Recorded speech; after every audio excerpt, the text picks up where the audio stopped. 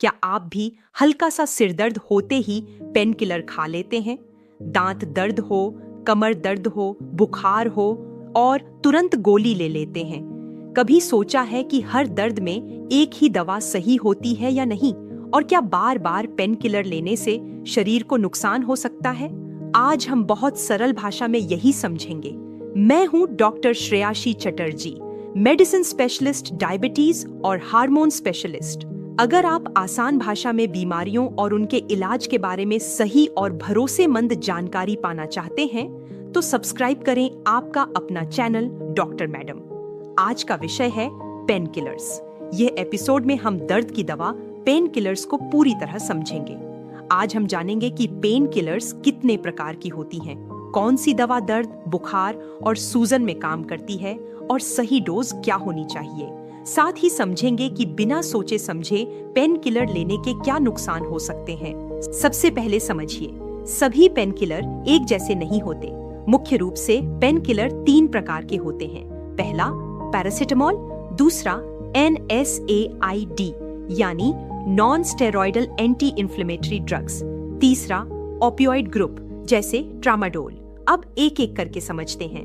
पहला पैरासिटामोल, यह सबसे ज्यादा इस्तेमाल होने वाली दवा है। यह दर्द कम करती है और बुखार भी कम करती है, लेकिन ध्यान रखिए यह सूजन कम नहीं करती। हल्का सिर दर्द, वायरल बुखार, शरीर दर्द, इनमें यह पहली पसंद होती है।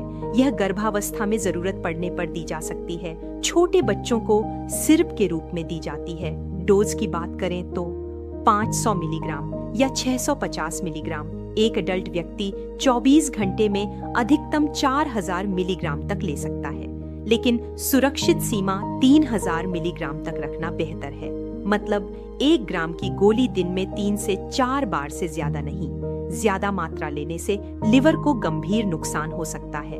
अब दूसरा ग्रुप NSAID, इनमें आती हैं दवाएं जैसे आइबुप्रोफेन, डाइक्लोफेनाक, एसाइक्लोफेनाक, नेप्रोक्सेन। इनकी 3 खास बातें हैं। दर्द कम करती हैं, बुखार कम करती हैं और सूजन भी कम करती हैं। इसीलिए जोड़ों का दर्द, चोट, दांत की सूजन, गठिया, इनमें ये ज्यादा असरदार होती हैं। ये शरीर में COX नाम के एंजाइम को ब्लॉक करती है। COX1 और COX2। COX2 ब्लॉक होने से दर्द और सूजन कम होती है, लेकिन COX1 हमारे पेट की परत और किडनी की सुरक्षा करता है। इसलिए इन दवाओं से गैस्ट्राइटिस, अल्सर, पेट में जलन, किडनी पर असर हो सकता है।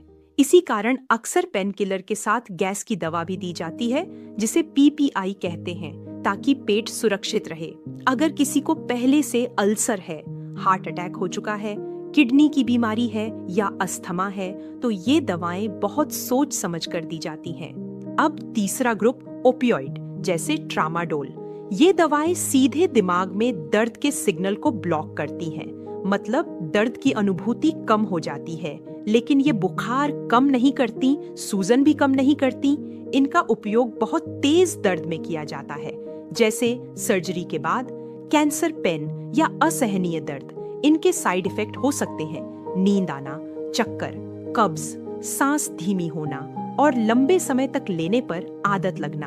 इसलिए ये बिना प्रिस्क्रिप्शन नहीं मिलती। अब महत्वपूर्ण बात, हर दर्द में तेज पेन किलर से शुरुआत मत कीजिए। पहला कदम, अगर संभव हो तो मलहम, जेल या लोकल स्प्रे, फिर पैरासिटामोल। अगर सूजन है और जरूरत है तब NSAIDs। बहुत गंभीर दर्द में सिर्फ डॉक्टर की सलाह से ओपियोइड। हमेशा खाना खाने के बाद दवा लें, कम से कम डोज लें, कम से कम दिनों तक लें। अपनी पुरानी बीमारी डॉक्टर को जरूर बताएं। आप सिर्फ इतना याद रखें, पेन किलर 3 प्रकार के होते हैं, पैरासिटामोल, NSAID और ओपियोइड।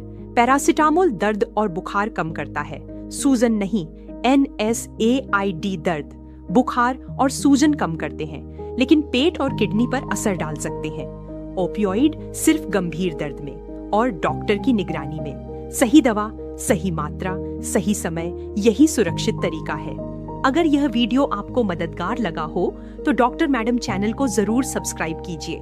यह जानकारी NHSU के, मेयो क्लिनिक, क्लीवलैंड क्लिनिक और पेशेंट यू के जैसे भरोसेमंद स्रोतों से ली गई है।